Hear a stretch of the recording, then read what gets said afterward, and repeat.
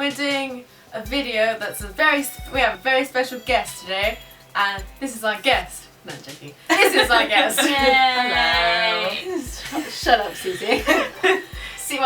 Cece is here and also over there because she feels very tired. I was at work all day. She's very tired. She's here and she's here. She's here.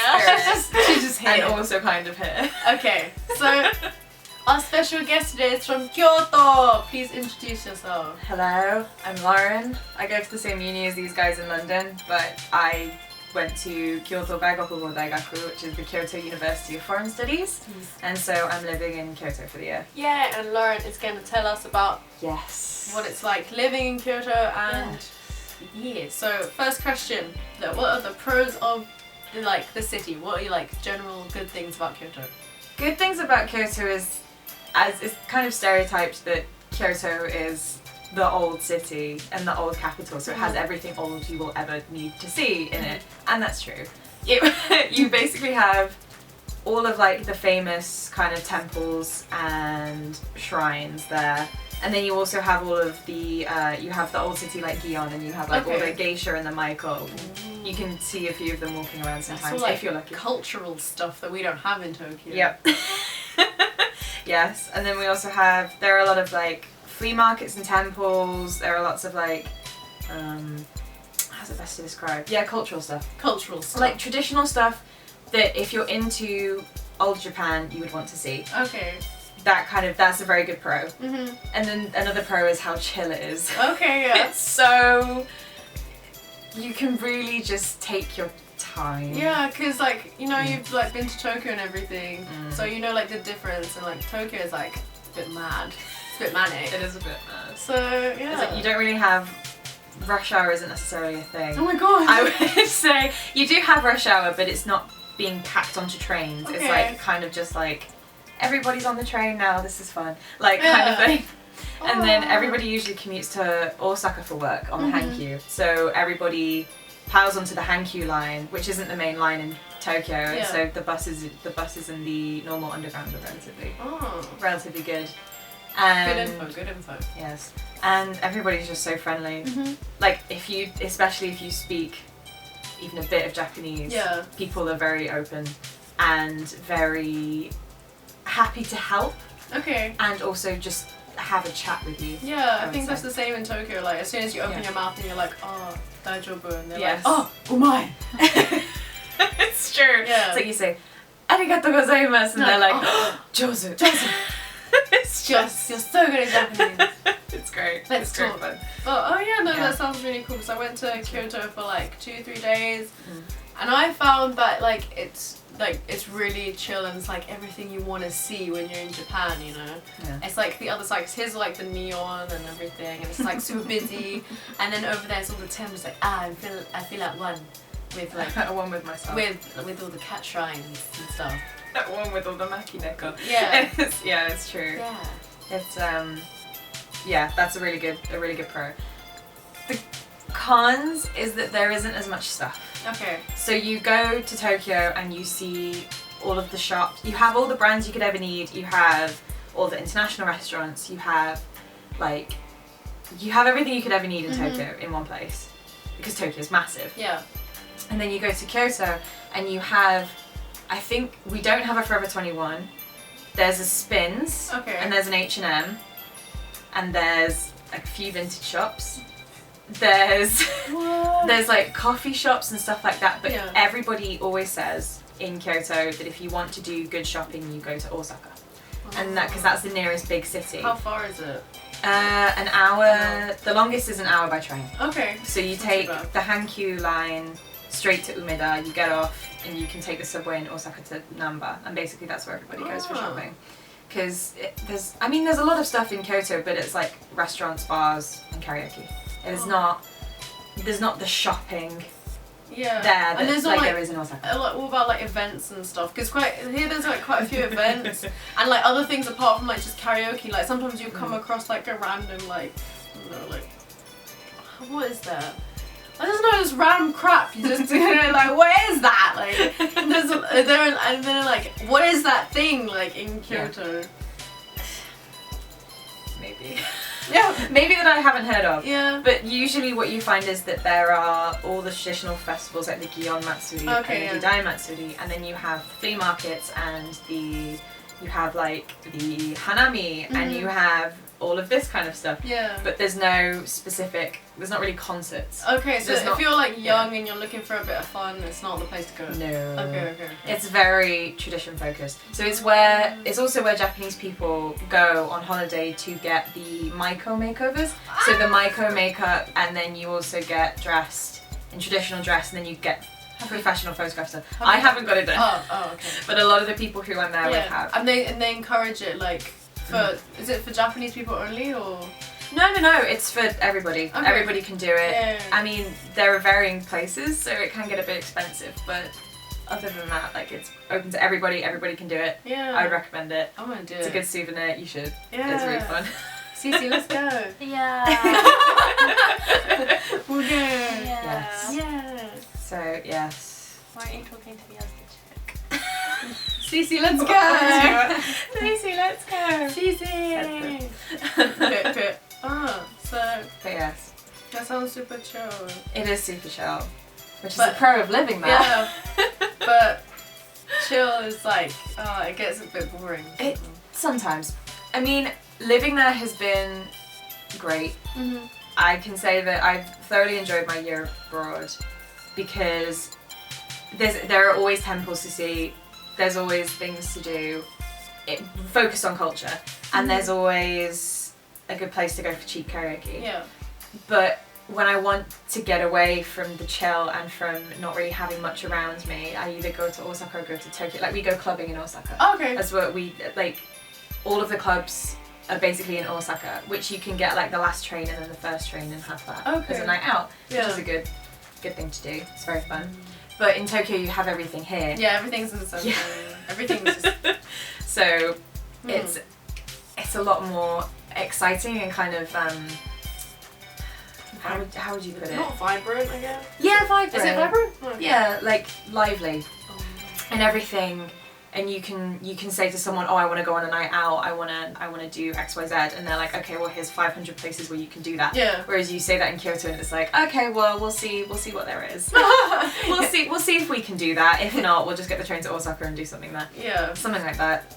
And it's good for studying, like a calm studying environment. But I would say if you're looking for a Japanese experience, which is kind of, I guess, a stereotypical student life, like going to clubs and going to, obviously Harajuku, that kind of stuff, like shopping, clubbing, that kind of thing, almost like a London student life kind of experience, go to Tokyo or Osaka or a big city. Don't go to Kyoto for that. You won't find it there, I promise you. Give us any recommendations of cool things to do. I can. In Kyoto. Many things.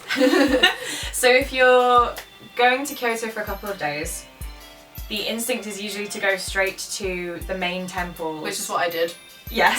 Basically, and Kyoto Tower. That's it. Which are good places to visit. Please don't get me wrong, they're great places to visit.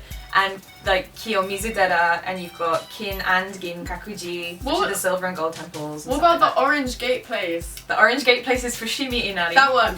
which is beautiful. It's really cool. It's just orange gate after gate after gate, just straight up a mountain. Sponsored by Docomo. Sponsored by Docomo. It is sponsored by Docomo and Honda. Yeah.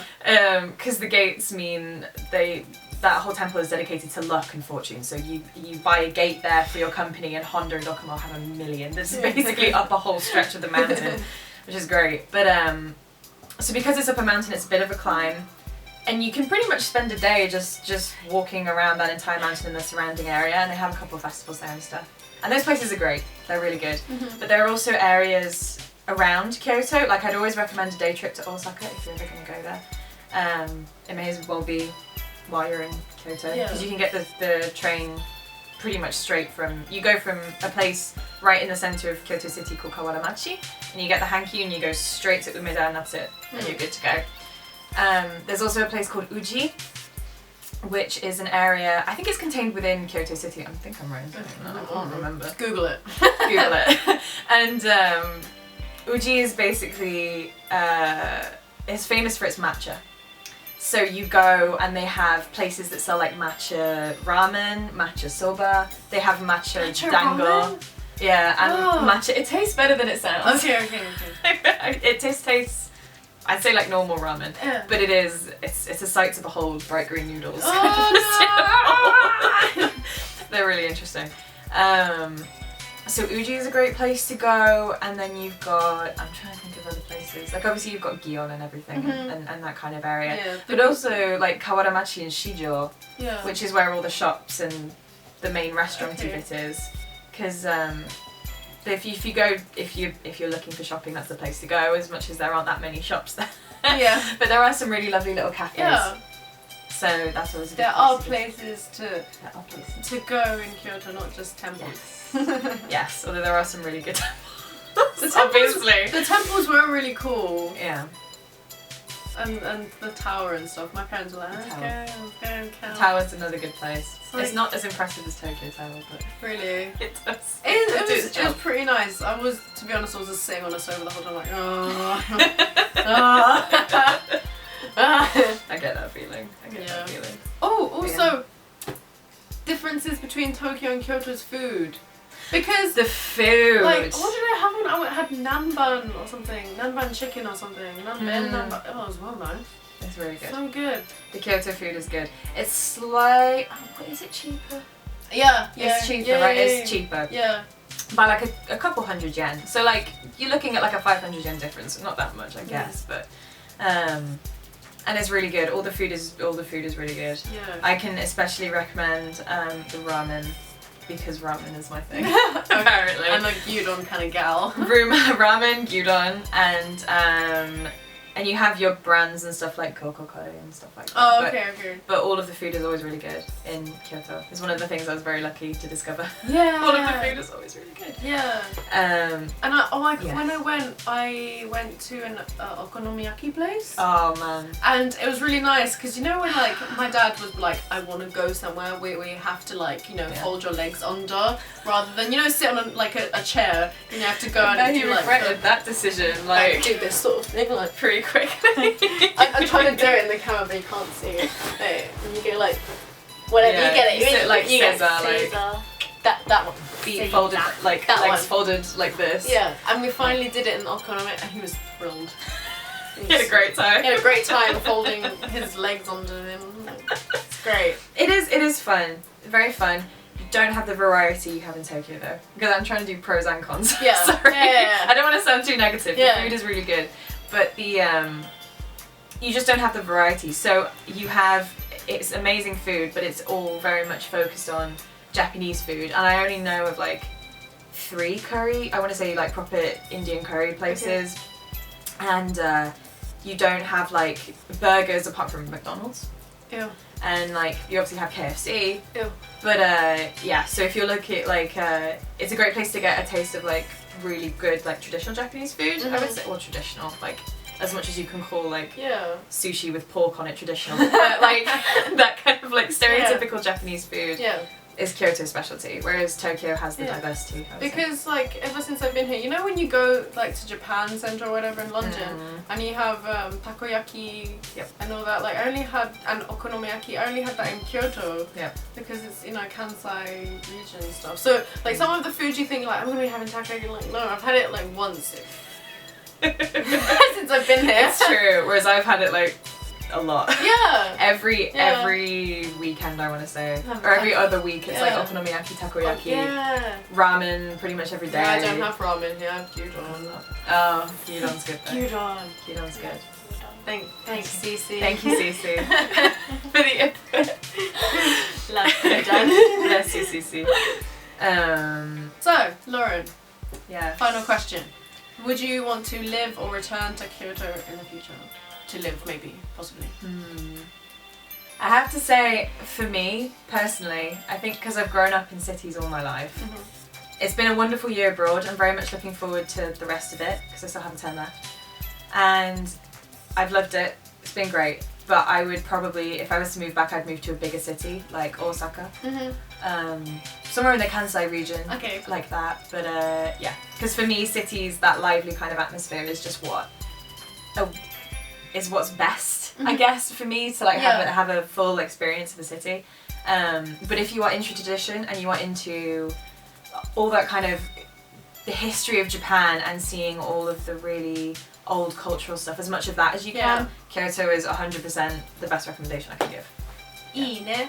Okay. Ina. Thank you, Lauren, and stay tuned to our next video where we ask Lauren more questions about stuff, about things, about her tattoos. If you want to know about having tattoos in Japan, then stay tuned to our next video. Thanks, Cece, for appearing. Thank you, Cece. It's been great having you here. Yeah. See you next time. Bye.